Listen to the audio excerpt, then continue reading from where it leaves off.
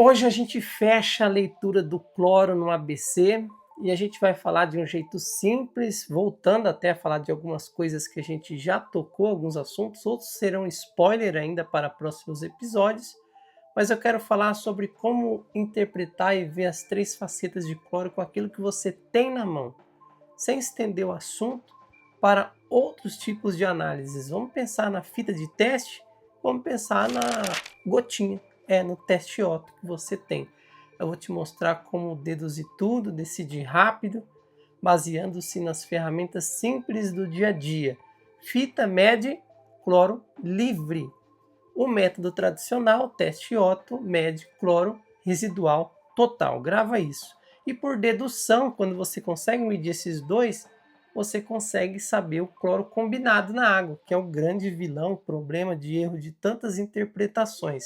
Se a sua medição de cloro livre for muito parecida, semelhante, igual com a de cloro total, significa que está tudo bem no seu tratamento. Se der muita diferença do cloro total para o livre, pode ter uma quantidade expressiva de cloramina. E aí que mora o problema. A conta é a seguinte: cloro total menos cloro livre, quantidade de cloramina. Podemos dizer também que cloro livre mais cloramina é igual à quantidade de cloro total. E como medir sem complicar, então você vai lá, chegar na piscina, faz a coleta da água, a coleta inteligente, com a água já um pouco homogeneizada para ser fidedigno o seu teste, condizente com a realidade da água por completo, faz a leitura, faz as anotações, faz a conta, cloro total menos cloro livre, e vê se dá cloro combinado. Se as leituras forem iguais, está tudo bem. Um tratamento tranquilo, desde que haja resíduo de cloro na água, porque não ter cloro já combina é um grande problema. E tendo cloro, ideal é que a leitura dos seus dois testes, a fita da hidroazul e o teste líquido da hidroazul, sejam iguais. São cenários reais que podem te trazer e fazer você chegar à conclusão que está tudo bem. Agora vamos trazer algumas situações baseadas em números mesmo, tá? Eu sei que é difícil, para os testes que a gente tem número exato de quantidade de cloro, mas eu só quero ilustrar para ajudar você a entender. O primeiro cenário é um cenário comum, habitual, que a gente vai chamar de cenário de controle fino, onde está tudo sob controle. Você tem 1,5 ppm de cloro livre, cloro total em 1,7 ppm, cloro total menos livre, 1,7 menos 1,5, 0,2 de cloro combinado. Significa na leitura que está tudo protegido, está no limite aceitável, você vai manter a rotina, manter o cloro na sua faixa ideal, que vai ir tudo bem. No dia a dia, você ia apenas entender que os dois estavam iguais às suas medições, porque 0,2 é difícil de enxergar, mas é um cenário que está tudo bem. Agora um outro cenário, cenário B, cheiro forte de cloro, olho da galera ardendo, aí você vai lá medir, tem 0,2 de cloro livre. Cloro combinado, será que tem? Pois é, você faz a medição de cloro total, tá 1 ppm. 1 de cloro total menos 0,2 de cloro livre dá 0,8 de cloramina. Aí já é olfativo, perceptível, muito cloro preso, cloramina. A sua ação vai ser condicionar pH, fazer uma boa limpeza e praticar a supercloração, conforme as recomendações do produto que você usar clorado para supercloração. Se for 14 gramas metro cúbico, se for 13, se for 12, pratica a supercloração, circula, ventila, faça nova medição, até que novamente quantidade de cloro total e quantidade de cloro livre nos testes sejam iguais. Esse é um bom parâmetro para você. Outro cenário, piscina que bebe cloro, tá tudo zero, cloro livre zero, cloro total zero, cloro combinado vai dar zero. Mas aí tem-se um grande problema, porque ela não está segurando cloro.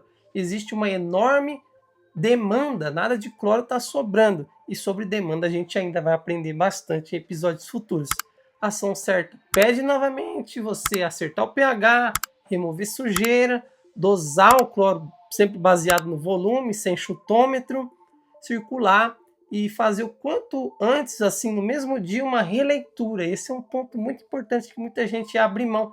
Eu sei que é complexo, mas às vezes uma releitura pode mostrar numa piscina que consome muito cloro que aquela dose que você aplicou é insuficiente, você tem que retomar a dosagem. Olha que coisa maluca.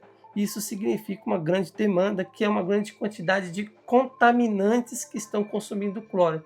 Aí repete-se até um novo choque de cloro nessas condições. Esses são cenários. Existem cenários de cloramina ainda mais alta, que vai pedir muita paciência, muito cuidado, muito acompanhamento e um consumo maior de cloro. Existem cenários também, por exemplo, onde o número é bonito, que você vai ter de cloro, mas a ação dele é fraca. Vamos aqui exemplificar. Imagina que você tem 1,2 ppm de cloro livre. Tem também no cloro total o mesmo valor, tá tudo bem. Só que o pH está 8,2. 8,2, a leitura mostra cloro presente, porém inoperante. Cloro lento. Lembra que a gente explicou? Nesse pH tem muito íon hipoclorito, pouco ácido hipocloroso. Qual é a ação? Não é exatamente colocar mais cloro, ainda que 1,2 dá para subir um pouquinho, mas a principal ação é corrigir o pH para a faixa operacional de 7,2, 7,4, porque num pH mais corrigido, mais certo, o cloro fica mais esperto, até rimou, fica mais esperto, percebe? Então essas são condições. Existem outras situações de consumo, por exemplo, uma situação quando você coloca cloro de manhã. Essa é spoiler para o próximo episódio. 2 ppm, tranquilo. À tarde bateu um solzão, cai para 0,2.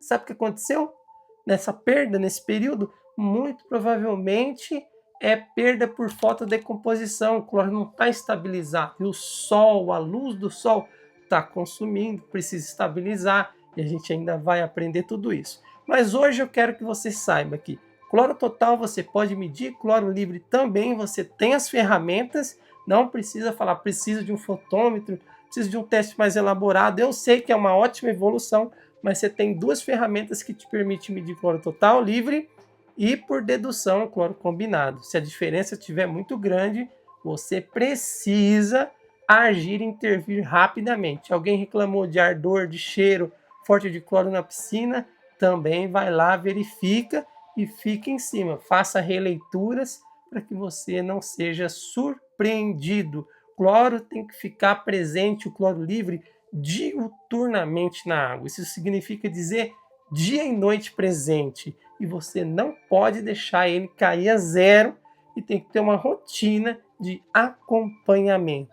Qualquer sinal de cloro combinado, supercloração.